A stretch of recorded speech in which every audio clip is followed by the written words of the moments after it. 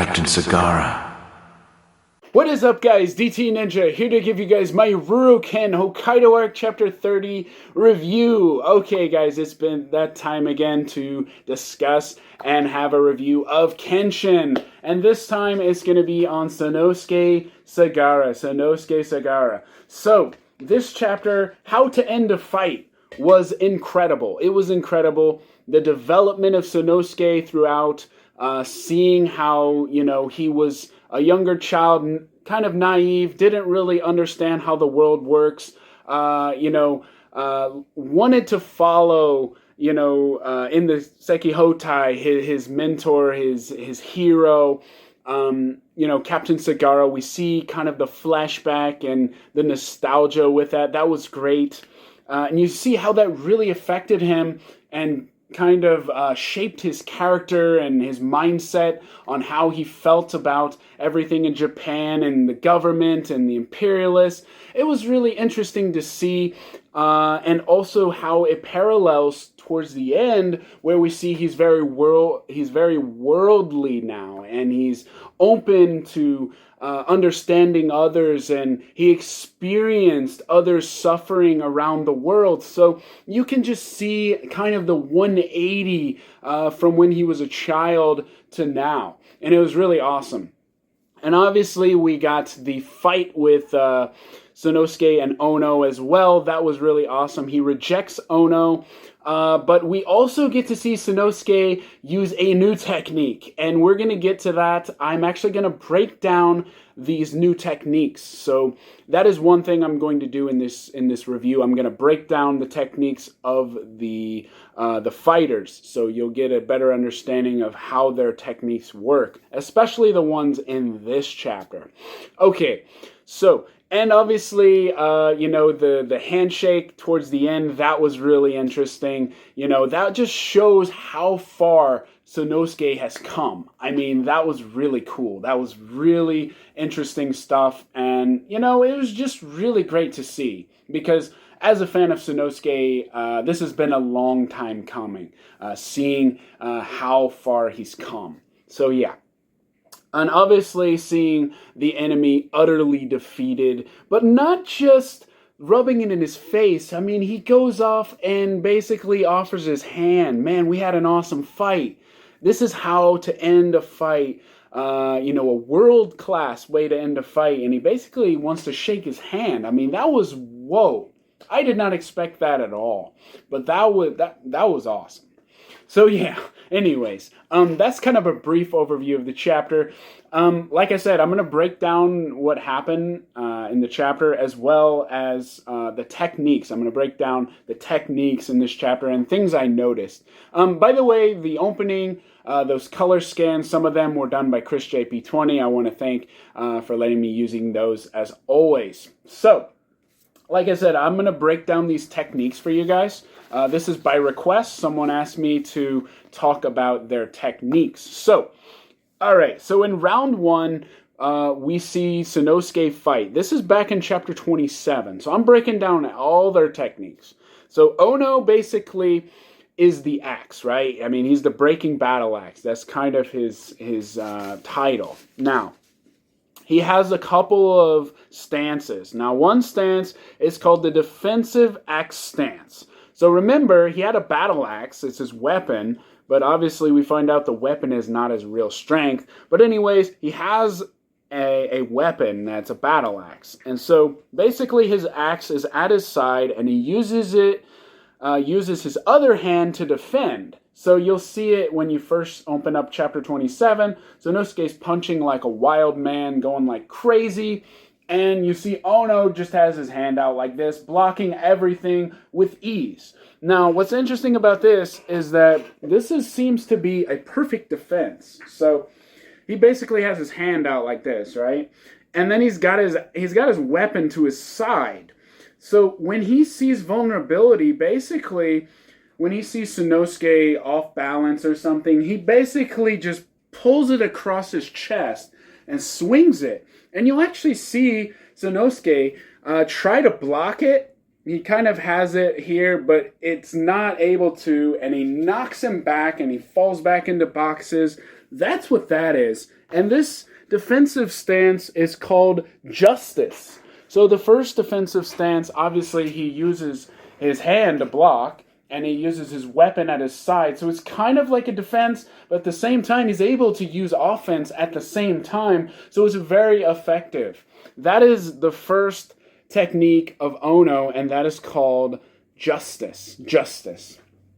The second one, breaking battle axe stance, breaking. Now this is very important because there's actually a chapter called breaking Futai no Kiwami, and that's the reason, because breaking is the actual stance he uses when he fights. Now, the breaking basically uses both hands to grip his weapon. Now, this is not normal. So this is kind of when he first decides to use it. He puts his grip like this. He has one here, and he puts it over his head.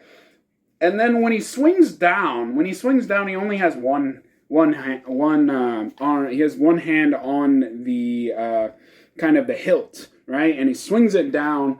And remember, he's able to cut through Sanosuke's wrist, but Sanosuke is able to break it. It snaps in half, right? It snaps in half. So it's not really effective in that sense, and it's not as good as the justice, because justice really does allow him to use offense and defense at the same time. However, like I said, the weapon is really not his true strength. So when he uses breaking, it's better used when it's combined with his two other things. And we're going to get to those as well. And those two things are brilliance. His special boost in strength, that's when his eyes go red, he's bleeding. And also splitting axe fist. That's when he uses his fingers to create an axe. And so this is when he struck Sanosuke across the chest and basically knocked him out. We see this in chapter 28, if you want. I think, no, it's chapter 20. Yeah, 28, I believe. Chapter 28, you'll see him. He basically slices him across the chest, and Sanosuke's down and out. He's bleeding like crazy. So that was really effective, and it's really powerful. Now, the thing about that technique, that splitting axe fist, is as deadly. It's supposed to be a killing blow. But yeah, that's kind of how those work. Okay, number 3 is brilliance. Brilliance is Sekiriki. Now, Sekiriki is basically a technique which allows the user to suppress vibrations in their bloodstream. It's all about blood in their body.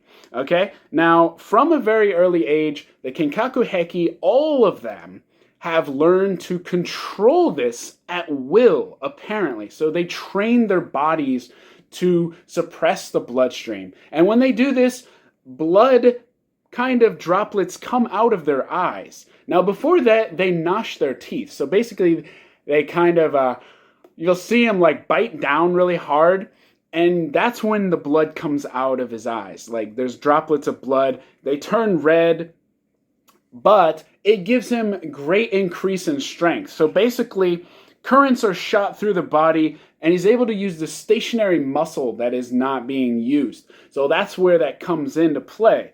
Now, like I said, all Kenkaku Heki members have learned to master this only from the clan. So if they're from the original clan, they have learned this technique. There is a huge risk for this technique, though. And you see this in this chapter because he goes overboard. He uses Sekiriki, the brilliance again, and you see his eyes are just bloody. I mean, like, they're just... And then, obviously, he's all full of blood anyway, but I think he went way too far. He used it too many times. I don't think you can use it more than once in a battle, because it might shorten your life or something like that. That's what I'm thinking. It might, like, do damage internally to you. So, it's very dangerous if you do it multiple times. So, yeah, that's brilliance. Okay. Ono's trump card. Ono's trump card is called the Splitting Axe Fist. Now, this is why they call him the Breaking Axe, because literally he's able to split like an axe. Now, it's not because he has a battle axe, because that weapon is useless. I mean, that was pretty much useless. He's able to form 4 of his fingers into a sharp tool. Basically, he creates a weapon out of his hand. Basically, he's able to use all four fingers and they grow at the same length. Now, how he did this is he basically pierced it into iron sand, and he continuously did that like as training. And apparently you do it until like they grow the same length. It's pretty crazy to me, but that's how it works.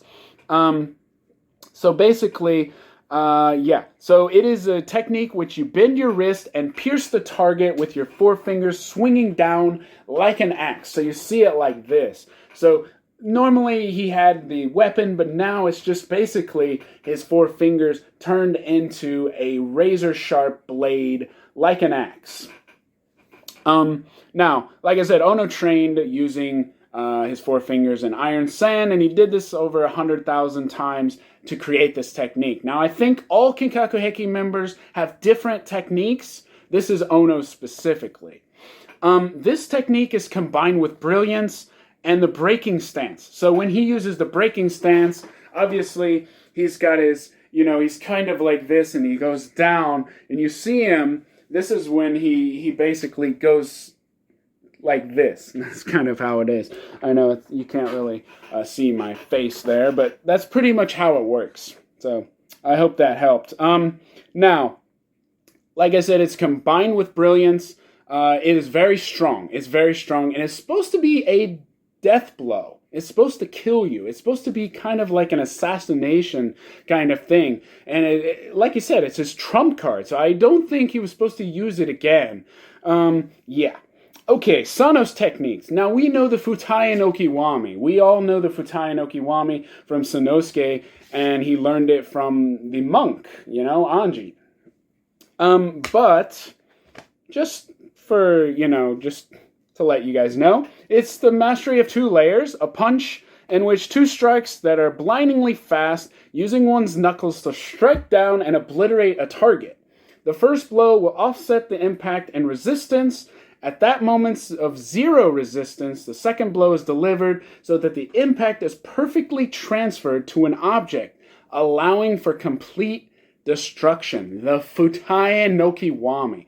One of the coolest techniques in Kenshin, right? I mean, like, when I was a kid and I saw this, I wanted to go outside and smash rocks and do exactly like Sanosuke, because that was just so badass, when he's sitting on the big rock and he's like, and he just disintegrates. I was like, whoa, like, I wish I could do that, But anyways, Futai no Kiwami, that's one of the techniques he uses to defeat Ono, right?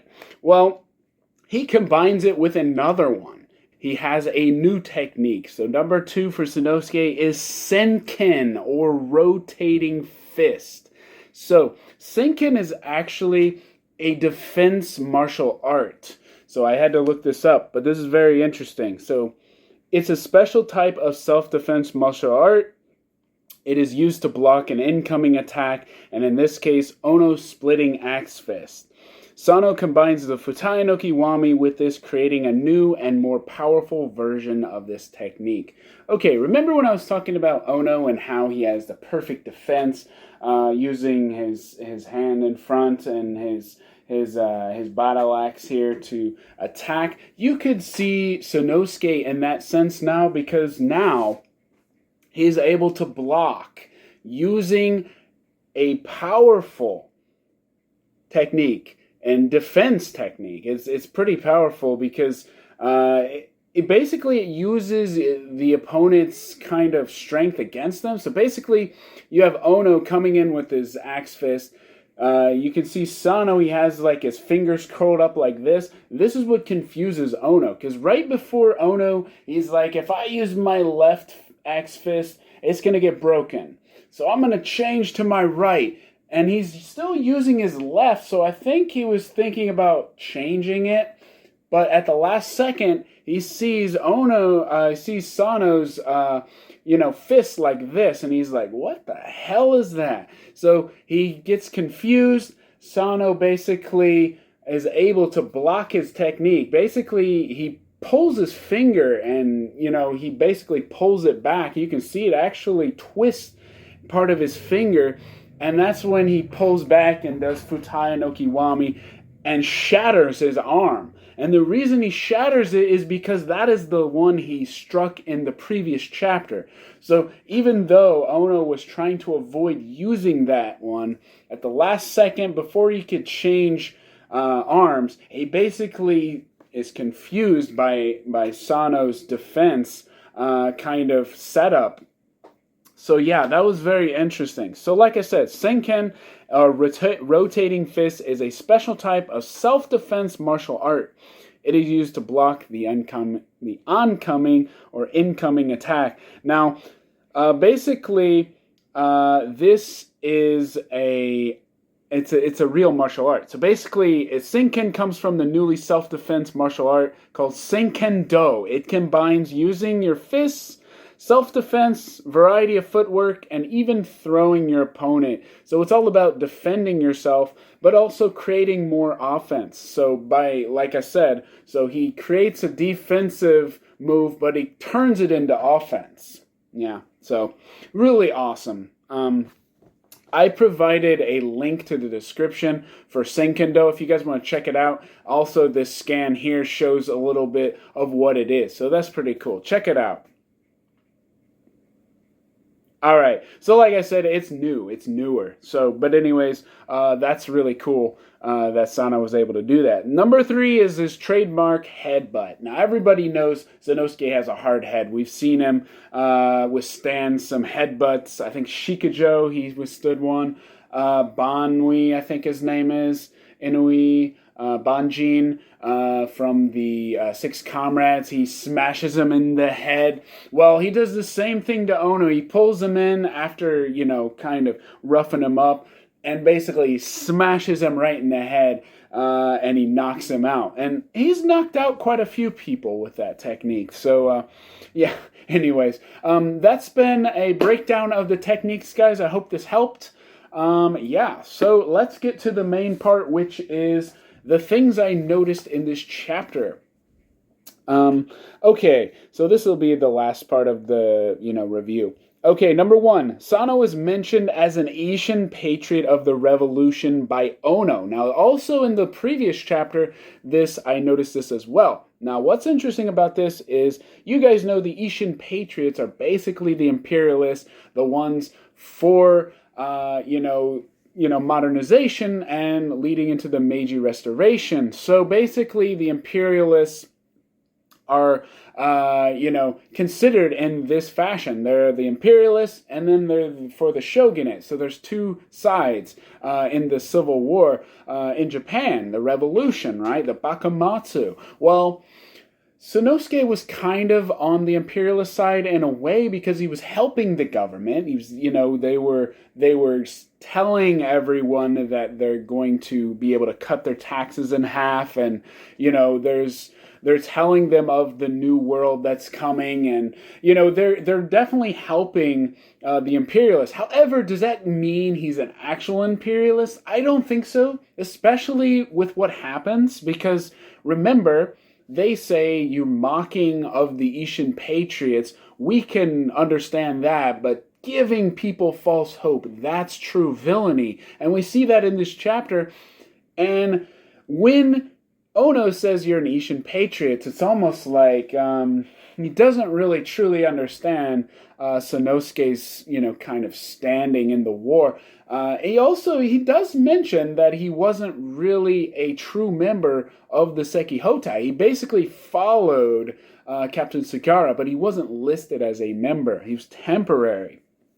But I found that interesting because, that whole thing with him and Kenshin fighting, he basically fights him because he's an imperialist, and he hates the imperialists and the Meiji government for what they did to Captain Sugara, and yeah, so it's kind of like a slap in the face, right? So I noticed that. So he's not really an Ishin patriot, but he did mention that.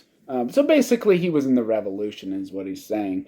But I did notice that, and Sanosuke was always against the imperialists, even though, he was helping the government out for a little bit. Okay, number 2, Sagurazuka is an actual place in Japan, and you can visit this place in Shimazuwa. So in Shimosuwa, there's a grave site of Captain Sagara and the members of the Sekihotai. And then there's a huge memorial monument for it. And you guys can go and visit this place. It's a real place. Well, in this chapter, in the title scan, you actually see Captain Sagara's grave, and you see all the others beside. You see like 3 graves, I believe. There's one for Captain Sagara specifically, and then there's 2 smaller ones, and those are all the other members. So it's very interesting, and I love the use of actual history, historical figures, historical places in this chapter, and there are some others as well, such as Benten Daiba, the fortress of the Azo Republic, also Hijikata. We're going to get to that a little later. But yeah, I like the use of history in Kenshin. Very interesting. Okay, number 3. Sano recalls his childhood and losing Captain Sagara, how he learned that there is no such thing as a fun fight. Now,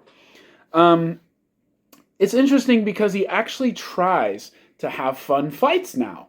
Because it's almost like back then, he learned the hard way, the world is cruel, and learning, and he experienced all these things, all this suffering across the world. So now he really wants to fight in a peaceful world. He enjoys fighting, but only when the world is at peace. He wants to enjoy fighting, but not for suffering's sake. That's what I'm thinking, because he really truly understands the suffering of others. He's experienced it in other places around the world. So very interesting, and I noticed this.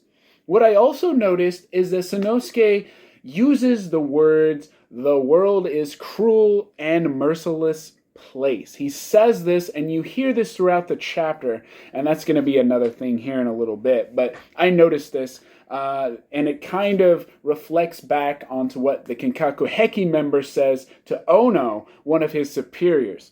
So we're going to get to that in a little bit. Okay, Sano refuses Ono's offer, but it's because he feels the Kinkaku Heki are no different from the Meiji government and the imperialists that use their evil acts against the captain as justice. I love this. I love how Sano is really intent, passionate about this. He basically explains that you're no different from what they did to Captain Sagara. So there's no way in hell I'm joining you. Really good stuff. Ono states that he cannot use his left axe fist. Now, I mentioned this before when I was talking about Senken. Basically, Ono is in the middle of his attack, okay? He's got the splitting axe fist, he's got his fingers ready for the attack, and he's kind of thinking to himself. He's like, okay, if I use this fist, it's going to break because my arm's going to break because he damaged it in the last fight, in the last round. But what's funny, if you look, it's actually the same arm that he's saying that it's going to be damaged. So he's still going down and he's fighting. But right as he's, about to attack, he sees Sanosuke using his, new defense, the Senken, and it confuses him. If you look closely, the same arm, he doesn't change arms. At least what I noticed, he doesn't change arms. He uses the same arm, and you can see it because there's blood coming from it. It looks like there's blood coming from his wristband where you see it, where it's damaged. So when he comes with his Futai no Kiwami, you actually see like the damaged part of his wrist from the previous chapter. That's how you know it's the one, and that's why his bone shatters. That's why he shatters his bone. I think he was going to change direction, so he had his fist out like this.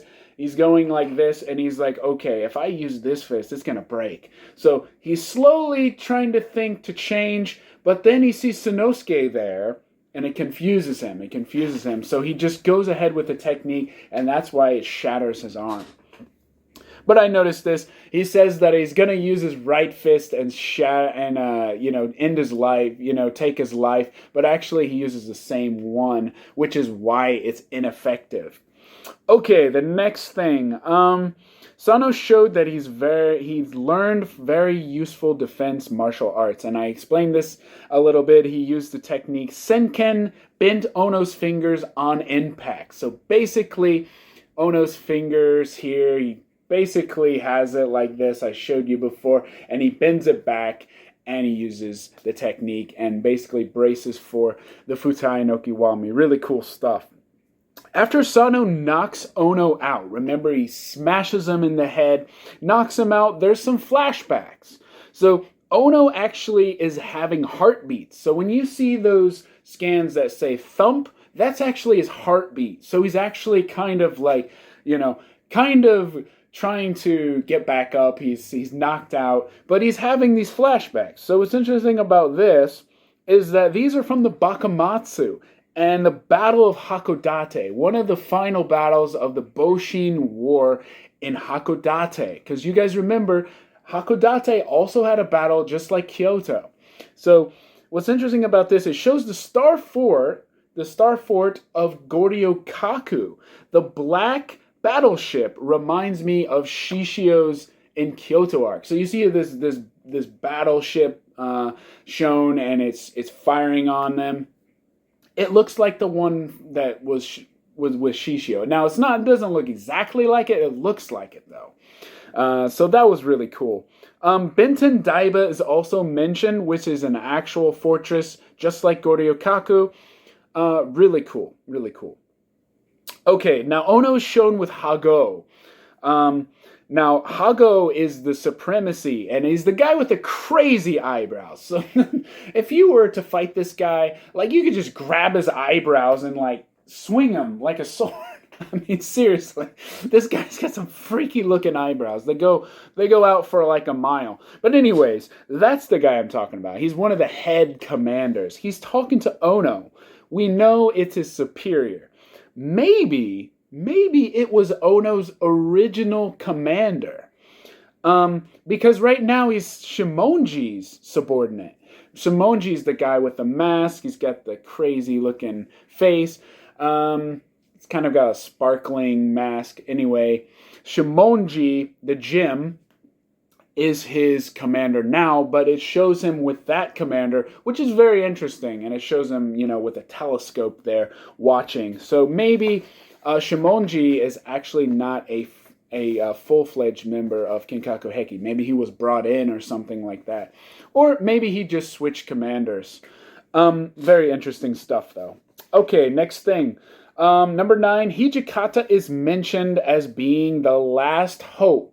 This means the Kinkaku Heki were on the side of the Ezo Republic though they did not fight in the war. They did not fight in the Boshin War. They just sat back and watched it happen. They did, however, invite Hijikata into the Kinkaku Heki. This is mentioned that Hago mentioned that he invited Hijikata, but he says that Hijikata is not the type of man to run away from a losing battle. So basically, they're losing the battle. They're watching the battlefield in the Battle of Hakodate. So basically, he dies, right? Hijikata dies in that battle. So, but yeah, that's Goryokaku. So you can see how all these things, connect to one another. Very interesting stuff. But I liked it. Okay, the next thing, number 10. I feel the Kinkaku Heki had a hidden agenda.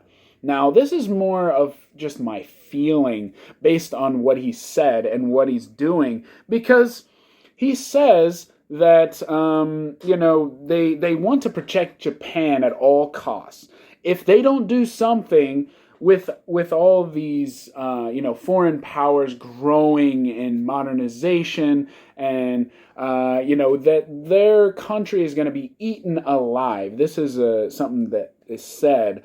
However, they want to force the people of Japan to fight. They want them to fight for Japan. They want them to fight for Japan. Think about that. They didn't fight for Japan. So why are they asking other people to fight for Japan? It's crazy when you think about it. If they were really for Japan, why didn't they fight for the Ezo Republic? Why didn't they stand for their country? Why didn't they try to fight, like a true warrior. That's my thinking. I think they're kind of a little hypocritical there. That's just my thinking, but that could be a good discussion question to talk about. Number 11. Sano states that the world is cruel and merciless place. A merciless place. That's hard to say. Merciless place. He has experienced it firsthand in London. And I kind of mentioned this before with the desperately poor in America, with the natives and driven off their land and the American frontier and all that. These are the same words that Ono remembers his subordinate Hago tell him. The world is a cruel and merciless place.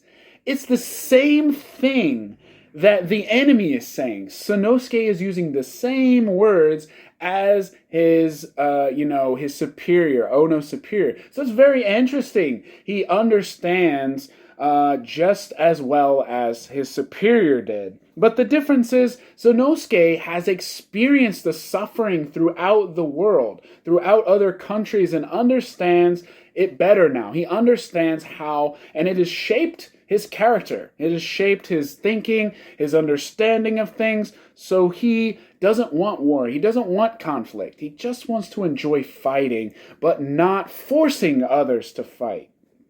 I like that about Sano. So it's like a 180 in this chapter for Sano from when he was a kid until now. Because you can just see kind of his journey kind of culminate in this chapter. Really good stuff. Really good stuff. Okay, Sano is willing to listen to Ono if he changes his ways. This is very interesting because Sano was never like this. He was always just beating the crap out of everyone. He would offer something, but he wouldn't be willing to listen. That's more of Kenshin's thing. Kenshin would try to reform you, understand, try to get a better understanding of the situation and try to, kind of get him around to his kind of way of thinking. And this is what Sano does in this chapter. He says, even though I don't like the way you do things, if you change your approach, I'm willing to listen. I will make room for discussion. And he holds his hand out to him and gives him, and he's trying to shake his hand. So that was really interesting. It reminded me of how Kenshin does things and how Kenshin kind of saved him, when they were fighting. Remember when he's like, actually, Zanza, the revolution is not over yet. Even though that in this new Meiji era, there's the shape of revolution that has been created, but people still live in the old world. That is why I became a wanderer. And that is why I hold this sword, to protect those people. It kind of reminded me of that at the very beginning when they fight. So that was really cool. It also reminded me of when Nagakura stops midway through the fight with Kenshin and kind of tries to negotiate with him. He says, I understand. The things that you're doing are not really off base of what the Meiji government, we could create, some way of training your soldiers. It's almost like kind of negotiating. So I found that interesting as well. So maybe not as much as Nagakura, but Kenshin definitely. So I really enjoyed that about Sanosuke in this chapter. Okay, and last but not least, Sanosuke has become world class as he offers his hand out to acknowledge his opponent for a great fight. It seems that Ono doesn't even know what a handshake is. That was really interesting.